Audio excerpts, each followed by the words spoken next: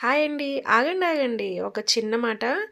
ఇలా వేడి అన్నంలో మనకు నచ్చినటువంటి చట్నీ చేసుకొని, కొంచెం అంత నెయ్యి తగిలించి తింటే ఉంటుందండి. ఇక్కడ చూడండి, నేను టమాటో అలాగనే ఎండుమిర్చి, పల్లీల చట్నీ చేశాను. ఇంతకుముందు వీడియోస్‌లో నేను ఆల్రెడీ మీకు లింక్ కూడా పెట్టాను చూడండి. ప్రిపరేషన్ చాలా టేస్టీగా కుదురుతుంది. అలాగనే ఈ విధంగా వేడి వేడి అన్నంలో ఈ పల్లీ చట్నీలో కొంచెం నెయ్యేసుకొని తింటూ ఉంటే ఉంటుంది. అబ్బా!